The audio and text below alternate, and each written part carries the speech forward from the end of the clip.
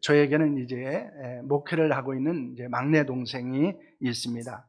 지금은 이제 영동포에서, 서울 영동포에서 목회를 하고 있는데요. 그 동생이 이제 오랫동안 암으로 투병 중에 있습니다. 자주 전화해서 이제 안부를 묻기도 하고, 토요일이 되면은 그 교회 홈페이지에 들어가서 이번 주일에 예배를 인도하는지 인도하지 않는지를 살피게 됩니다. 그리고 주일 저녁에는 설교를 잘했는지 또 들어가서 이제 설교를 들어보기도 합니다. 지난 2023년 9월에 동생이 목회하는 교회 주보를 보는데 깜짝 놀랐습니다. 설교 제목이 내 생의 마지막 한 달이라는 것이었습니다. 갑자기 이상한 생각이 들었습니다. 동생의 건강에 심각하게 문제가 일어난 것은 아닌가. 그래서 내 생의 마지막 한 달이라는 제목으로 이제 설교를 하는 것은 아닌가 궁금했습니다. 그래서 전화를 해서 어떤 일이 있는지 물었는데 다행히 건강에는 뭐 심각한 이상이 있는 것은 아니라고 말하면서 이제 이 책에 대한 이야기를 좀 나누는 시간을 가졌습니다. 이것이 이제 게리 슈크와 크리스 슈크이라고 하는 사람이 쓴 내 생의 마지막 한 달이라고 하는 책입니다. 그 책은 이제 제가 몇 년 전에 구입을 해서 읽었던 책이었습니다. 그런데 이제 그 책을 좀 나누고 싶은 생각이 들어서, 성도들과 나누고 싶은 생각이 들어서 제 동생이 이 내 생의 마지막 한 달이라고 하는 그런 설교 제목을 가지고 설교를 한다라고 하는 이야기를 들었습니다. 마음이 안심이 되기도 했지만은 또 한편으로는 우리가 어떻게 살아야 되는지에 대해서, 또 우리의 생애를 어떻게 우리가 잘 마무리해야 되는가 하는 것에 대해서도 많이 생각하는 그런 시간을 가졌습니다. 지난 2월 14일부터 우리는 사순절 기간을 보내고 있습니다. 제가 카톡으로 이제 보내드리는 성경 묵상, 때로는 이 기도에 대한 자료를 읽으면서 여러분들도 보내면은 더 의미 있는 그런 사순절을 보내리라고 생각합니다. 저도 이 사순절 기간에 성도들과 좀 더 의미 있는 시간을 어떻게 보낼까라고 생각을 하다가 이 내 생의 마지막 한 달이라고 하는 이 책의 내용을 가지고 좀 말씀을 나누고, 또한 우리가 그렇게 좀 마지막 한 달이 어떤 것인지, 그리고 어떻게 우리가 구체적으로 살아내야 하는지에 대해서 함께 고민을 해봤으면 좋겠다라는 생각을 하게 됐습니다. 네, 그래서 이제 지난주와 이번 주에 주보 칼럼란에 보면은 내 생의 마지막 한 달의 책에 대해서 여러분들에게 소개하는 그런 글을 적어놨습니다. 종이책으로도 구할 수도 있고 요즘에는 이북으로도 구할 수 있는 책이기 때문에 여러분 구입해서 읽으면은 더 많은 도움을 얻을 것이라고 생각을 합니다. 특별히 이 책은 이제 캠페인으로 이렇게 활용할 수 있는 책이기도 합니다. 그래서 이번에는 저희들이 한 5주에 걸쳐서 말씀을 나누는 후, 그리고 11월이나 12월쯤에서는 우리가 마지막 한 달을 어떻게 구체적으로 내 생에 마지막 한 달이 남았다고 생각을 하고 어떻게 우리의 삶을 좀 의미 있게 살아갈 것인가 하는 것에 대해서 함께 생각하고 또 함께 고민하고 또 함께 기도하는 그런 시간을 구체적으로 가지려고 합니다. 내 생의 마지막 한 달의 캠페인을 하는 데 있어서 자료를 구하는 것은 그렇게 쉽지는 않았습니다. 그래서 이제 인터넷을 통해서 이제 국내에 있는 교회들 중에서 이것을 한 곳이 있는가 봤는데 없었어요. 그런데 마침 인터넷에 검색을 하다 보니까 미국의 달라스에 있는 빈네리 교회라는 곳에서 이것을 이제 하고 또 자료를 남겨둔 것을 보았습니다. 그래서 이제 그 담임 목사님인 그 정찬수 목사님에게 메일을 보냈습니다. 제가 한국에서 목회를 하고 있고, 그리고 이 캠페인을 준비하고 있는데 자료를 좀 얻을 수 있습니까? 라고 하는 그런 부탁을 메일로 드렸습니다. 그리고 며칠 후에 그 목사님께서 흔쾌히 허락을 하시고 그 교회에서 진행했던 많은 자료들을 보내주었습니다. 그래서 그 자료들을 가지고 이제 저희들이 2024년 11월이나 12월에 한 달 동안 우리가 어떻게 우리의 생애의 마지막 한 달을 의미 있게 보낼 것인가, 그리고 정말 하나님 앞에서 후회 없는 인생을 우리가 어떻게 마감할 것인가 하는 것에 대해서 함께 나누는 그런 시간을 가질 계획을 가지고 있습니다. 여러분, 우리가 이 말씀 가운데서 우리의 인생에 있어서 변화되어야 할 것이 무엇이고 우리가 좀 더 집중하고 우리가 추구해야 될 것이 어떤 것들인지에 대해서 우리가 함께 생각하는 시간들을 가졌으면 합니다. 오늘은 내 생의 마지막 한 달에 대해서 나눈 것 중에서 이제 첫 번째 시간입니다. 그래서 유한한 인간의 죽음이 어떤 의미를 가지고 있는지, 그리고 예수님께서는 이 죽음을 어떻게 맞이하고 계셨는지에 대해서 우리가 함께 말씀을 나누는 시간을 가지려고 합니다. 사실 이 죽음이라고 하는 것은 매우 두렵고 불편한 단어이기도 합니다. 하지만 그 누구도 이 죽음을 부정할 수 없습니다. 그리고 부인할 수 없고 피할 수 없는 사건입니다. 모든 사람은 반드시 죽게 되어 있는 것이 인간의 숙명적인 것이기도 합니다. 성경은 이 죽음의 핵심을 가리켜서 단절과 분리로 설명을 하고 있습니다.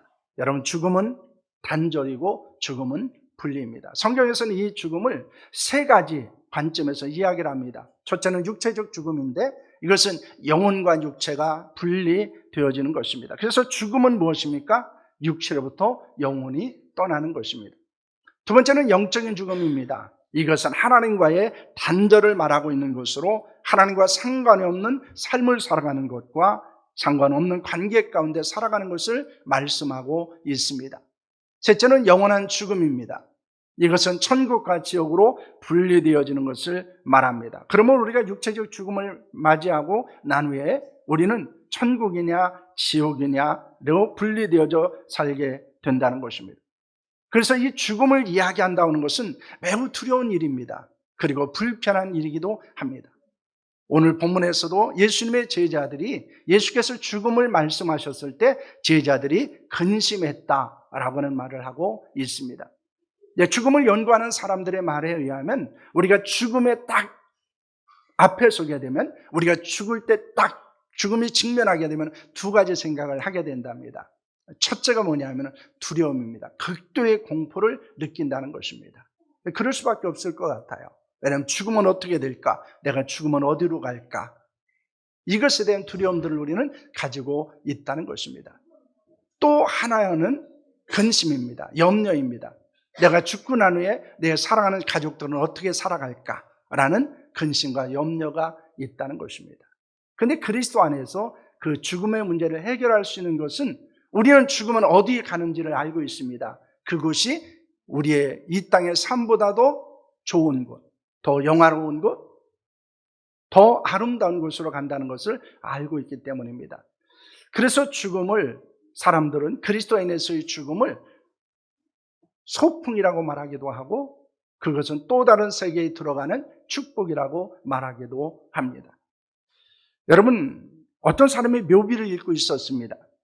그러다 어떤 묘 앞에서 발길을 멈췄습니다. 그 묘비의 글이 매우 흥미로운 것이었습니다. 그 묘비에는 이렇게 쓰여져 있었습니다. 나도 전에는 당신처럼 그 자리에 그렇게 서 있었소 라고 하는 묘비였습니다.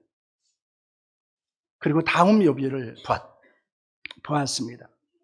그 순간 웃음이 터져 나왔습니다. 나는 전에는 당신처럼 그 자리에서 그렇게 웃고 있었소 라고 하는 묘비의 내용이었습니다.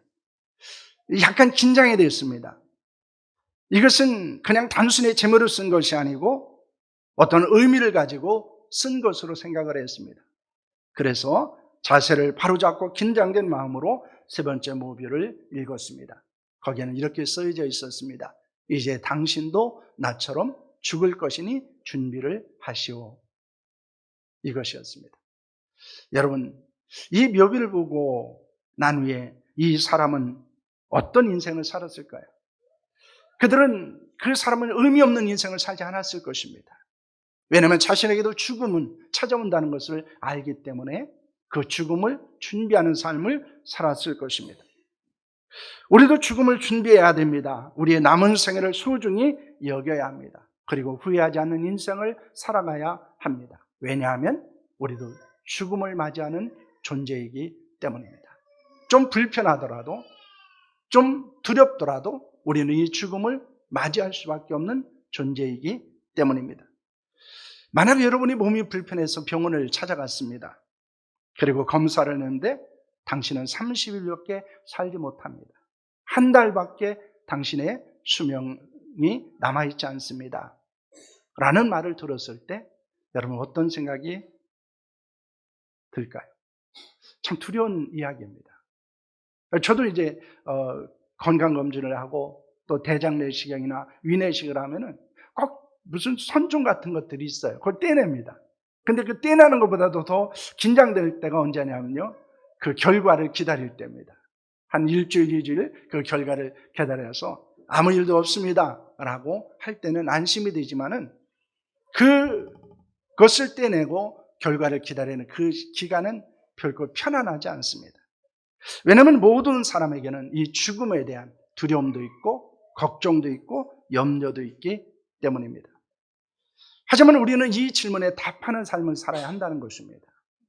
왜냐하면 죽음은 반드시 우리에게 찾아오기 때문입니다. 그래서 이 책을 쓴 캐리와 크리스도 10년 동안 이 질문과 대답을 부부였지만 서로 주고받았습니다. 우리가 만약에 한 달을 산다면, 우리에게 한 달밖에 살 수 없는 기간이 주어졌다면 우리는 어떻게 하나님 앞에서 살아가야 하는가 하는 질문을 하고 대답을 하고 하면서 이 책이 쓰여졌습니다.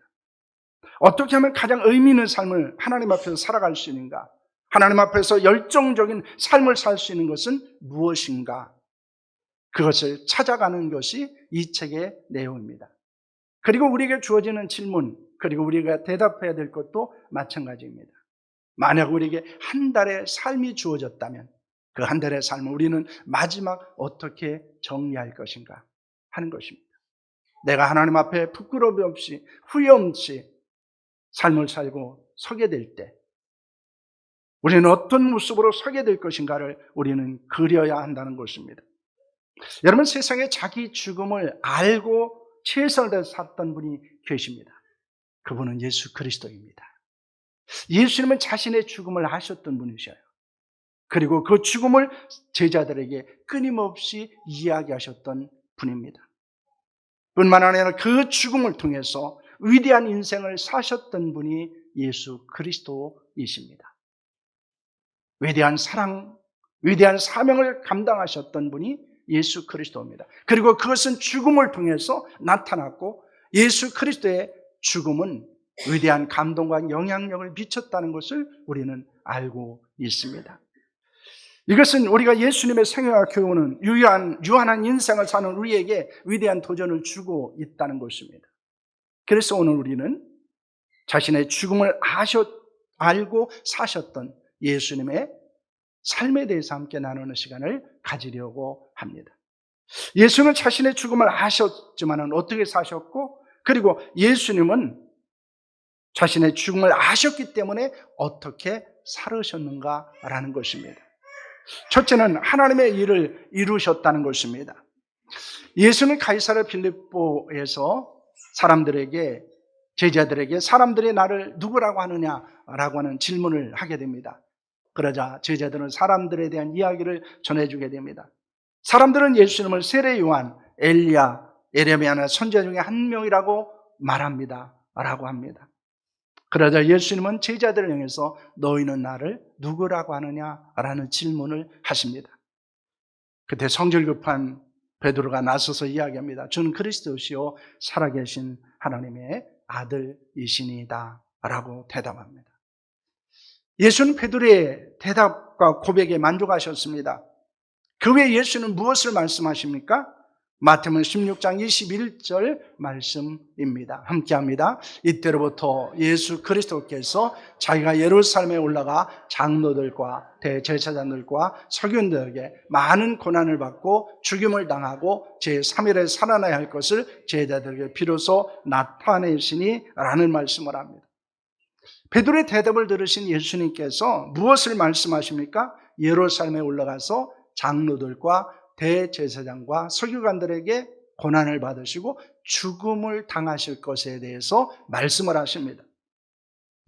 예수님의 죽음을 들은 베드로는 아주 강하게 만류를 합니다.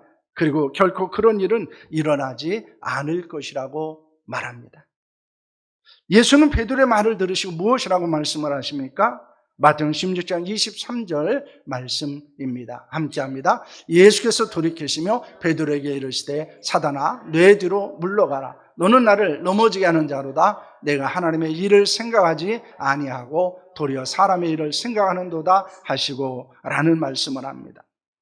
예수는 베드로를 향해서 사단아 내 뒤로 물러가라고 말씀합니다. 너는 하나님의 일을 생각하지 않고 사람의 일만 생각하는구나 라고 말씀하십니다. 이는 예수께서 예루살렘에 올라가셔 죽으시는 것이 하나님의 일이라는 것입니다. 그래서 예수님은 하나님의 일을 위해서 죽음을 당연한 것으로 받아들였다는 것을 우리에게 말씀하고 있습니다. 예수님은 죽음을 통해 하나님의 일을 감당하셨다는 것입니다. 하나님의 일은 죽음보다도 가치 있다는 것을 예수님은 아셨다는 것입니다. 이 순교자들은 죽음 앞에서 두려워하지 않았습니다. 그들은 죽음을 통해서 믿음을 지켰습니다. 육체의 쾌락을 즐기며 편리하며 더 많은 것을 얻고 누리기 위해서 하나님의 일을 멀리하지 않았습니다. 이것이 우리에게 주는 첫 번째 도전입니다. 우리는 우리의 죽음보다 하나님의 일을 더 소중히 여기는 자들이 되어야 한다는 것입니다. 하나님의 일을 위해서 세상의 쾌락과 즐거움을 버리고 죽음 앞에서도 담대한 하나님의 사람이 될 수 있기를 축원합니다. 여러분, 우리도 후회하지 않도록 지금 하나님의 일을 하고 있는가 돌아봐야 합니다. 내가 지금 하나님의 일을 하고 있는가 아니면 사람의 일을 하고 있는가 하는 것입니다. 많은 사람들이 후회하는 그런 삶을 살아갔던 것을 보게 됩니다. 제가 호스피스 사역을 하면서 만났던 분 중에 여러 분이 있지만 그 중에 제 기억에 많이 남는 분 한 분은 김종필 씨를 30년 이상 쫓아다녔던 사람이 있었습니다. 그리고 그분이 폐암에 걸렸습니다. 그래서 이제 그분이 호스피스 그 병동에 있는데 찾아가서 만나서 여러 가지 이야기들을 나눈 적이 있습니다. 그분이 후회하는 것 중에 하나가 부인이 권사님이십니다. 신용산교의 권사님이셨는데 여러 번에 걸쳐서 신앙생활을 함께 할 것을 권면하셨다는 거예요. 그런데 너무 바빴다는 거예요. 그래서 신앙생활을 함께 하지 못했습니다. 그리고 이제 폐암에 걸려서 죽을 날이 얼마 남지 않은 상황에서 그분이 가장 후회하는 것은 아내의 말을 듣지 않고 신앙생활하지 않은 것이었습니다. 함께 더 예배하고 함께 더 신앙생활을 했으면 더 좋았을 거예요 하는 그런 후회였습니다. 그분만 후회를 할까요? 우리도 후회를 합니다. 어쩌면 우리도 죽음 앞에서 이런 후회들을 할 수도 있을 것입니다.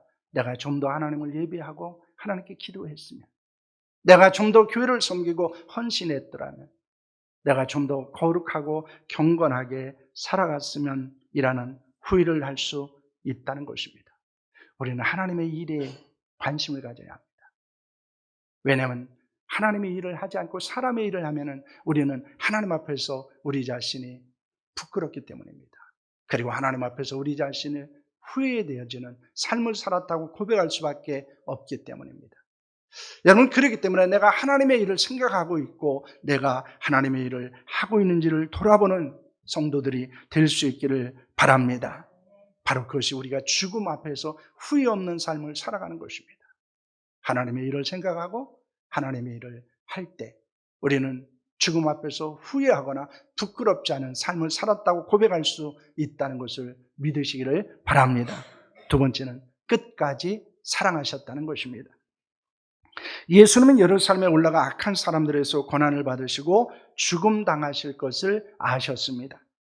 그런데도 죽음을 두려워하거나 피하지 않으셨습니다. 예수님은 돌아가실 날이 가까운 것을 알고 어떻게 하십니까? 요한복음 13장 1절 말씀입니다. 함께합니다. 유월절 전에 예수께서 자기가 세상을 떠나 아버지께로 돌아가실 때가 이른 줄 아시고 세상에 있는 자기의 사람들을 사랑하시되 끝까지 사랑하시니라는 말씀을 합니다. 예수는 세상에 있는 자기의 사람들을 사랑하시는데 끝까지 사랑하셨다 라고 말씀합니다. 그래서 예수님의 사랑을 포기하지 않는 사랑이라고 말합니다. 여러분, 그것은 무엇을 통해서 나타내셨습니까? 요한복음 13장 5절 말씀입니다. 함께 합니다. 이에 대하여 물을 떠서 제자들의 발을 씻으시고 그 두르신 수건으로 닦기를 시작하여 라는 말씀을 합니다. 예수는 진에 대하여 물을 떠서 제자들의 발을 씻겨주셨습니다. 수건으로 물기를 닦아주셨습니다. 그것은 제자들 향한 예수님의 사랑을 표현하신 것입니다. 여러분, 그 자리에 누가 있었을까요? 예수님을 팔 생각을 가지고 있었던 가룟 유다가 있었습니다. 예수님이 잡히시면은 부인하고 떠날 베드로도 그 자리에 있었습니다. 예수님이 잡히셨을 때 두려워 떨며 도망할 제자들도 그 자리에 있었습니다. 예수님이 그들이 할 일을 모르셨을까요? 그들이 어떻게 행할 것을 다 알고 계셨습니다. 그럼에도 불구하고 그들의 발을 씻기셨습니다. 그리고 그들의 발에 묻은 물을 닦아주셨고, 그리고 예수님께서는 자신의 몸과 피를 그들에게 주실 것을 말씀하셨습니다. 그래서 치유의 만찬을 그곳에서 하게 됩니다. 여러분, 이것이 예수님의 사랑이었고, 예수님은 죽음 앞에서도 사랑하는 것을 포기하지 않았다는 사실을 우리에게 보여주고 있습니다. 죽음 앞에 둔 사람들이 가장 후회하는 것이 여러분 무엇일까요? 어떤 말일까요? 세 가지 말이라고 합니다. 첫째는 미안합니다 라는 말입니다. 죽음 앞에서 가족들에게 가장 많이 하는 말은 미안합니다 라는 말이에요. 두 번째는 고맙습니다 하는 말입니다. 고맙습니다. 나하고 평생 같이 살아줘서 고맙습니다. 세 번째는 사랑합니다 라는 말이 납니다. 그래서 죽음 앞에서 마지막 사랑하는 사람들을 떠나면서 하는 말이 세 가지예요. 미안합니다, 고맙습니다, 사랑합니다 라는 말입니다. 그런데 특히 가장 미안하고 후회되는 것은 무엇일까요? 가족들과 함께 좋은 시간을 보내지 못한 것입니다. 내 일이 바쁘고 내 욕심대로 살아가기 때문에 사랑하는 가족들과 함께 시간을 보내지 못한 것입니다. 또 하나는 사랑하는 가족인데도 정작 그들에게 사랑한다는 말을 자주 하지 못하고 표현하지 못한 것을 후회한답니다. 그럴 것 같아요. 저도 보면 그럴 것 같아요. 여러분, 때로는 기대가 크기 때문에 많은 것을 요구하고 그것이 채워지지 않으면 원망하고 불평하는 것이 우리들의 삶일 수 있습니다. 그래서 죽음을 앞에 두면 더 미안합니다. 그리고 더 후회하게 됩니다. 그런데 예수님은 어떻게 하셨을까요? 먼저 사랑하셨습니다. 끝까지 사랑하셨습니다. 그럼에도 불구하고 사랑하셨습니다. 이것이 우리가 예수님의 죽음 앞에서 우리가 얻는 교훈입니다. 예수님이 그렇게 사랑하셨던 것처럼 우리도 그렇게 사랑하기를 원합니다. 먼저 사랑하고 끝까지 사랑하고 그럼에도 불구하고 사랑하는 성도들이 될 수 있기를 바랍니다. 그렇다면 우리는 죽음 앞에서 후회하지 않게 될 것입니다. 죽음의 순간에 우리는 미안하다고 그렇게 말하지 않게 될 것입니다. 우리에게 그런 삶을 살아갈 수 있는 은혜와 능력이 있기를 소망합니다. 그래서 죽음 앞에서 정말 후회하지 않으면서 최선을 다해서 사랑했다고 고백할 수 있는 삶이 우리에게 있기를 원합니다. 어떤 책을 읽어보니까 그런 이야기가 있습니다. 우리에게는 미워할 시간보다는 사랑할 시간이 더 많이 남아있다라는 것입니다. 아니, 우리에게는 미워할 시간이 없다는 거예요. 왜냐하면 우리의 인생은 짧기 때문입니다. 그래서 더 많이 사랑할 것을 이야기하고 있습니다. 더 사랑하고 더 아껴주는 우리의 삶이 될 수 있기를 축원합니다. 셋째는 사명을 위탁하셨다는 것입니다. 누가복음 24장 46절에서 48절 말씀입니다. 함께합니다. 또 이르시되 이같이 그리스도가 고난을 받고 제3일에 죽은 자 가운데서 살아날 것과 또 그의 이름으로 죄사함을 받게 하는 회개가 예루살렘부터 시작하여 모든 족속에게 전파될 것을 기록되었으니 너희는 이 모든 일의 증인이라는 말씀을 합니다. 제자들에게 예수님의 죽음과 부활로 인한 죄상과 회개가 모든 족속에게 전파될 것이라고 말씀합니다. 그리고 예수님은 제자들에게 증인으로 살아갈 것을 요구하셨습니다. 이는 예수께서 전하신 복음 전할 것을 위탁하신 것입니다. 그래서 예수님은 자신의 죽음을 세상 사람들에게 알릴 것을 말씀합니다. 복음은 예수님의 생애와 사역을 통해 이루신 하나님의 구원 계획입니다. 예수는 복음을 전하셨습니다. 그리고 제자들에게 복음을 전할 것을 부탁하십니다. 왜냐하면 복음은 계속해서 전해져야 하기 때문입니다. 복음을 듣고 믿어야 구원이 있기 때문이고, 예수님의 제자들을 떠나서 승천하시면서 마지막까지 잊지 않고 부탁하신 것은 바로 이 복음을 전하고 복음의 증인으로 살아갈 것을 말씀하셨습니다. 왜냐하면 그것은 예수님의 사명이었고 우리가 계속해서 감당해야 되는 사명이기 때문입니다.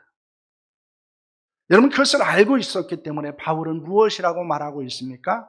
사도행전 20장 24절 말씀입니다. 함께합니다. 내가 달려갈 길과 주 예수께 받은 사명 곧 하나님의 은혜의 복음을 증언하는 일을 마치려 하면은 나의 생명조차 조금 더 귀한 것으로 여기지 아니하노라 라고 말합니다.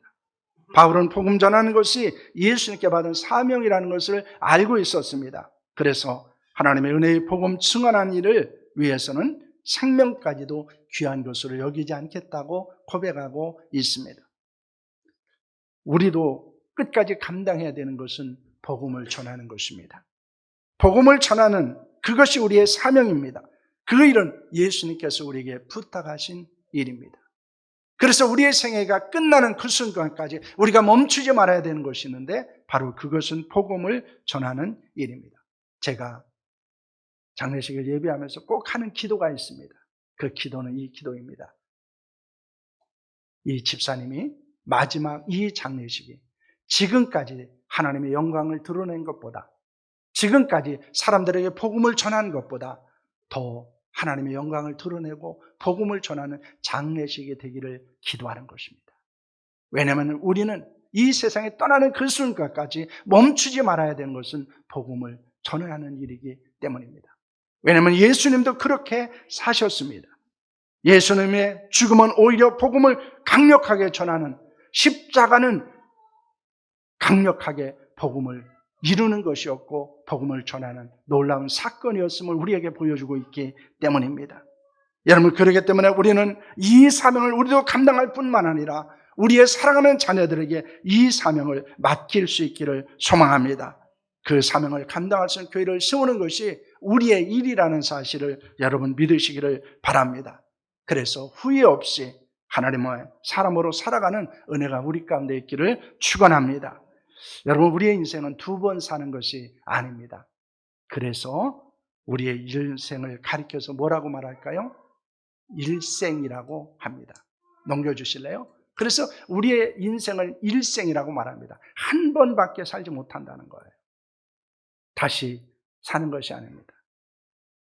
그래서 우리는 한 번 태어나 죽는 것이기 때문에 그것이 우리의 인생이기 때문에 우리는 후회하지 않는 삶을 살아야 한다는 것입니다. 여러분, 그 삶은 예수님을 통해서 발견하고 도전을 받을 수 있다는 것입니다. 우리는 사순절 기간을 보내고 있습니다. 사순절 기간에 가장 많이 생각해야 되는 것이 무엇일까요? 예수님의 죽음입니다. 예수님의 고난입니다. 그분이 그 마지막 그 고난과 그 죽음을 어떻게 맞이했는가, 그리고 그 죽음과 그 고난 속에서도 어떻게 사셨는가, 이것이 우리가 사순절 기간에 깊이 묵상해야 될 삶입니다. 그렇다면 우리는 우리의 한 달의 삶이 우리가 어떻게 결단하고 어떻게 살아내야 하는지에 대해서 우리는 좀 더 깊은 의미를 발견할 수 있다는 것입니다. 여러분, 우리가 부활절을 약 35일 정도 앞에 두고 있습니다. 그래서 이 사순절을 우리가 좀 더 의미 있게 보냈으면 합니다. 바로 그것은 내 생에 마지막 한 달이 주어졌다 생각하시고, 내가 어떻게 하나님 앞에 후회 없는 삶을 살 것인지, 하나님 앞에서 부끄럽지 않은 삶을 살았다고 고백할 것인지를 우리가 함께 고민하고 함께 기도하고 그리고 함께 살아가는 역사가 있기를 소망합니다.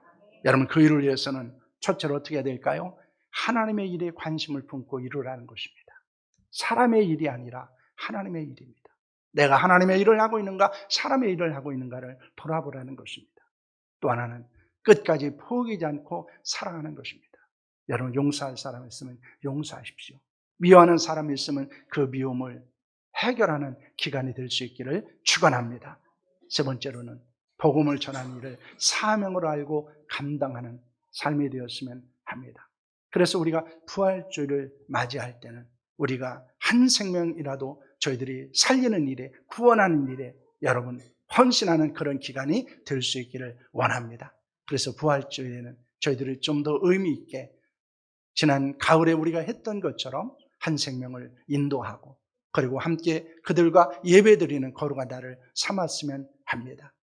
죽음을 앞에 두고 살아가는 우리의 인생, 그것은 우리가 생각하기에는 먼 것 같지만은 그것은 언제일지는 우리는 모르고 있습니다. 제가 이 설교를 준비하면서 그런 생각을 했습니다. 20년만 더 살았으면 좋겠다, 그런 생각을 했어요. 그런데 20년이 제게 주어질지는 장담하지 못합니다. 어쩌면 더 길어질 수도 있고요, 어쩌면 짧아질 수도 있습니다. 중요한 것은 그러므로 지금 어떻게 살아가는가라는 것입니다. 지금 내가 하나님 앞에 간다 할지라도, 하나님 앞에 선다 할지라도 후회 없는 삶과 부끄러움이 없는 삶을 살아가는 저 여러분들이 될 수 있기를 축원합니다. 기도하겠습니다.